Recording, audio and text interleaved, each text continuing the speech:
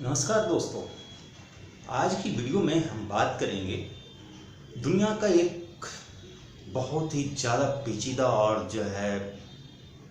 खतरनाक मुद्दे के बारे में, जिसको लेकर के संभावना है कि कहीं ऐसा ना हो कि तीसरा विश्व युद्ध छिड़ जाए इस मुद्दे पे।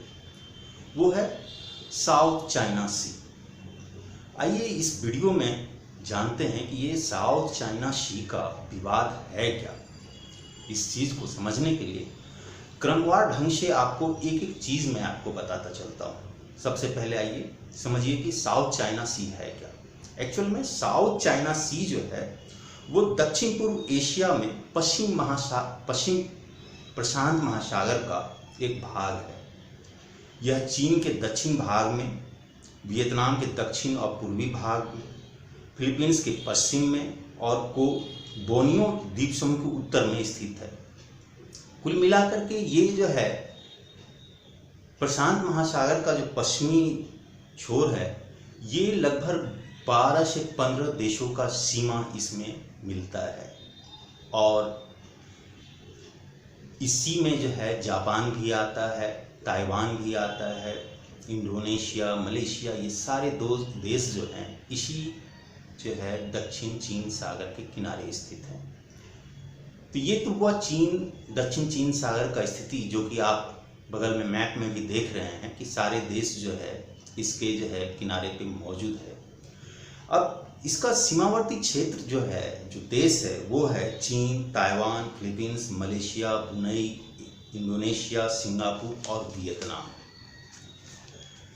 आइए अब समझते हैं कि दक्षिण चीन सागर इतना महत्वपूर्ण क्यों है, जिसको लेकर के विश्व के सारे देश जो है टेंशन में आए हुए पड़े हैं और चीन जो है वो जिद पे अड़ा हुआ है। एक्चुअल में अपनी भौगोलिक स्थिति के कारण चीन सागर सामरिक दृष्टि से, व्यापारिक दृष्टि से अत्यंत ही महत्वपूर्ण जगह पे मौजूद है। यह मलक्का जल संधि द्वारा हिंद महासागर और प्रशांत महासागर को एक दूसरे से जोड़ता है। वैश्विक नौवहन का लगभग 1/3 हिस्सा जो है इसी मार्ग से होकर के गुजरता है। यह क्षेत्र जो है तेल और प्राकृतिक गैस का अपार भंडार अपने में समेटे हुए है। इसके अलावे यहाँ दक्षिण पूर्व एशिया के देशों के लिए जो है इतनी ज़्यादा मत्स्य और जैव विविधता बिखरा पड़ा है कि उन्हें ये जो है खाद्य सुरक्षा प्रदान करता है। लगभग जो उस क्षेत्र में जितने भी छोटे छोटे देश हैं वो मछली और जो है उस क्षेत्र में जो अन्य जो है समुद्री उत्पाद जो उपलब्ध हैं प्रचुर मात्रा में, उससे आधारित फूड पर निर्भर हैं। इसके अलावे जो है यह क्षेत्र जो है कई छोटे छोटे द्वीप समूहों से भरा पड़ा है, जिसकी वजह से भी ये विवाद में आ जाता है कई बार, क्योंकि कुछ द्वीप समूह जो है ताइवान के कब्जे में है, कुछ जो है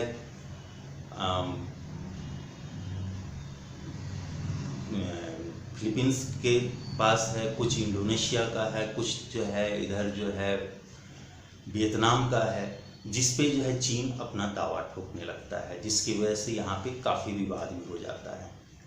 अब यहाँ पे समझना ये है कि अंतर्राष्ट्रीय कानून जो है समुद्री सीमा पर क्या कहता है। अब उसको समझिए तीसरे स्टेज में। अंतर्राष्ट्रीय कानून जो है वो है United Nation Convention on the Law of सी।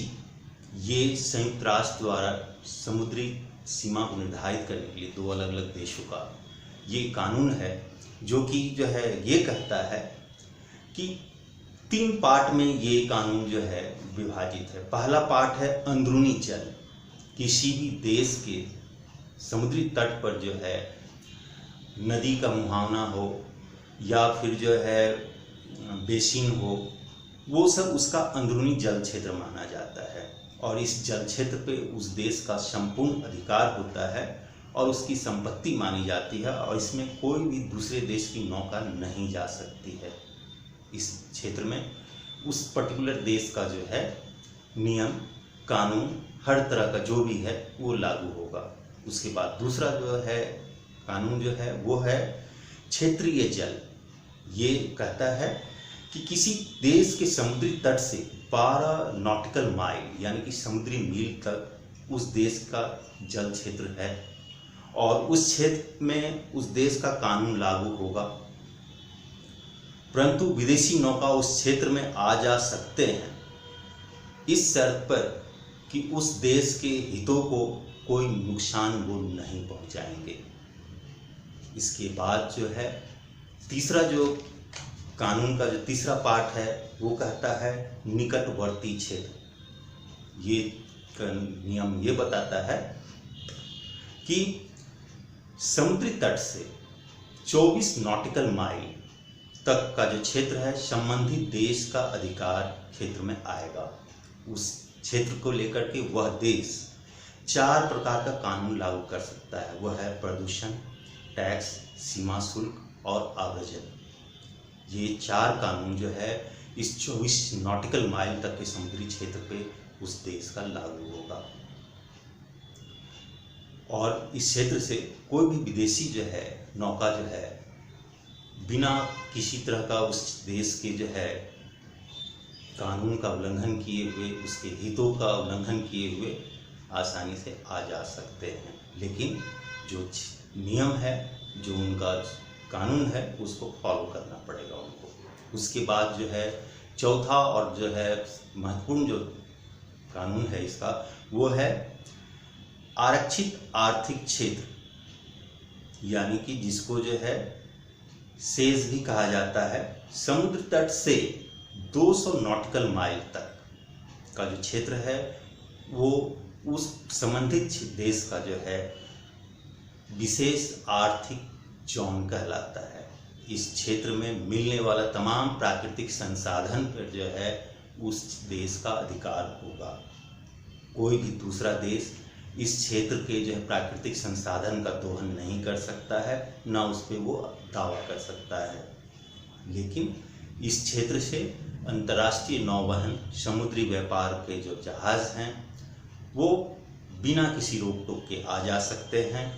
इस क्षेत्र से इंटरनेट केबल, संचार केबल कोई भी देश जो है आसानी से बिना किसी रोक टोक कर समुद्र तट पर बिछा करके ले जा सकता है। लेकिन यहाँ पर कोई आर्थिक गतिविधि वो नहीं कर सकता है। वो जिस देश का है उस देश का ही अधिकार क्षेत्र में ये आएगा। ये तो था कि समुद्र पे अंतर्राष्ट्रीय कानून जो है वो क्या कहता है। अब आइए आते हैं कि ये जो है दक्षिण चीन सागर का जो है वो विवाद जो है क्या। देखिए, दक्षिण चीन सागर का जो विवाद है उसका मुख्य कारण है चीन का जो है साम्राज्यवादी जो है नीति। चीन जो है दक्षिण चीन सागर के जो है 90% भाग को अपना बताता है और वो इस क्षेत्र में किसी भी देश के नौका को, मछली मारने वाले जो है मछुआरों को एंट्री नहीं करने देना चाहता है। आप जैसा कि नक्शे में देख रहे होंगे, मैप में, कि जिस तरह से चीन दावा कर रहा है 90% क्षेत्रों पे दक्षिण चीन सागर का, उसके अनुसार तो फिर जो है पूरा का पूरा साउथ चाइना सी में जो है समुद्री कानून जो है ये संयुक्त राष्ट्र का वो लागू ही नहीं होगा। क्यों? क्योंकि जो है इस दावे के अनुसार जो है लगभग सारे देशों का जो है तट तक जो है लगभग तट, समुद्री तट से 2-4-5 किलोमीटर का एरिया को छोड़ करके लगभग सारा का सारा क्षेत्र चीन का हो जाएगा, जिसका कारण जिसके कारण जो है विवाद वहाँ पे हो रहा है। इसके अलावा जो है चीन तर्क ये देता है कि साउथ चाइना सी जो है चीन शब्द से बना है, इसलिए ये चीन का अधिकार में आना चाहिए, क्योंकि ये चीन की संपत्ति होती है। इस नाते से अगर ये चीन की इस दावे को मान ले तो फिर ये जो है बड़ा बेतुका सा महसूस होता है। इस आधार पर तो फिर तो जो है मैक्सिको की खाड़ी पे जो है मैक्सिको का अधिकार होना चाहिए। हिंद महासागर पर भारत का अधिकार होना चाहिए, क्योंकि हिंद महासागर का नाम जो है भारत के अनुसार पड़ा हुआ है। बंगाल की खाड़ी जो है संपूर्ण रूप से भारत का होना चाहिए, क्योंकि वो भारत के बंगाल राज्य पर आधारित है। इसी तरह अरब सागर पर जो है सऊदी अरब का नियंत्रण होना चाहिए, क्योंकि वो तो सऊदी अरब के नाम पे है। तो ये बड़ा ही बेतुका और बचकाना सा जो तर्क जो है चीन जो है देता है और कहता है कि ये जो है पूरा का पूरा जो है 90% भाग जो है दक्षिण चीन सागर का वो। वर्ष 1947 में चीन की कुओमिंतांग पार्टी ने 11 डेज लाइन के माध्यम से दक्षिण चीन सागर पर अपना अधिकार प्रस्तुत किया। उसके बाद चीन में चीन की कम्युनिस्ट पार्टी का अधिकार हो गया। वर्ष 1949 में पीपुल्स रिपब्लिक ऑफ चाइना के गठन के बाद टोकिन की खाड़ी को 11 डेज लाइन से बाहर कर दिया गया। इसके बाद 11 डेज लाइन को 9 डेज लाइन का नया नाम दे दिया गया। चीन के इस दावे से वियतनाम का स्पार्टली और पार्सल द्वीप समूह 9 डेज लाइन के अंदर आ गया, जो चीन और वियतनाम के बीच विवाद का कारण है। इसी प्रकार 9 डेज लाइन के अंदर फिलीपींस का स्कारबोरो शोल द्वीप, इंडोनेशिया का नातुना सागर भी आ गया है, जो फिलीपींस और इंडोनेशिया से चीन के विवाद का कारण है। चीन United Nation Convention on the Law of Sea के ऊपर साइन कर चुका है, लेकिन चीन इसके प्रावधानों को आज तक मानता नहीं है। अब इस विवाद को जो काफ़ी बढ़ने लगा, तो फिलीपींस जो है इस विवाद को इंटरनेशनल कोर्ट ऑफ आर्बिट्रेशन में ले गया था, जिसका फैसला जो है वो फिलीपींस के पक्ष में आया और चीन हार गया। लेकिन चीन जो है इंटरनेशनल कोर्ट के इस जो है फैसले को मानने को तैयार नहीं है। चीन साउथ चाइना सी में कई जो है मानव निर्मित जो है द्वीपों का निर्माण कर चुका है, और जो है वहाँ पे जो है सैन्य हवाई अड्डा, सैन्य जो है अड्डा, इस तरह का चीज़ें जो है विकसित कर लिया है, और वहाँ पे जो है बाकी दूसरे तटवर्ती देशों को जो है वहाँ से खदेड़ता जा रहा है। इसके अलावा क्षेत्र में मौजूद जो है कई देश जो हैं जो प्राकृतिक संसाधन तेल गैस और से भरपूर हैं, उनको भी जो है उनके क्षेत्र से बेदखल करता जा रहा है और उस पर भी लगातार ये कब्जा जमाता जा रहा है। जैसा कि हाल फिलहाल में वियतनाम के जो है कई द्वीपों पर जो है उसने अधिकार कर लिया, इसी तरह जो है फिलीपींस के कई द्वीपों पर अधिकार कर लिया, और जापान के कई द्वीपों पर जो है वो अपना दावा ठोक रहा है, जिसको लेकर करके उसका जो विवाद जो है जापान के साथ भी जो है काफ़ी तल्ख होता जा रहा है। अब आइए देखते हैं कि जो है साउथ चाइना सी विवाद का जो है भारत पे क्या प्रभाव पड़ने वाला है। साउथ चाइना सी विवाद का जो है भारत पे जो प्रभाव पड़ेगा वो ये है कि भारत का लगभग 50 से लेकर 55% तक का व्यापार जो है साउथ चाइना सी से होकर के होता है। अगर साउथ चाइना सी पर जो है चीन का अधिकार हो जाता है, तो निश्चित तौर पे भविष्य में भारत का जो ये व्यापार है खतरे में आ जाएगा, और हो सकता है कि चीन का जिस तरह का नीति है वो जो है इस क्षेत्र पे जो है अपना जो है कानून लगाने के बाद जो है भारी भरकम जो है टैक्स जो है इस क्षेत्र के जो है से गुजरने वाले जो है नौवहन पे लगा दे, समुद्री व्यापार पे लगा दे, जो कि आने वाले समय में भारत के लिए जो काफ़ी खतरनाक हो जाएगा।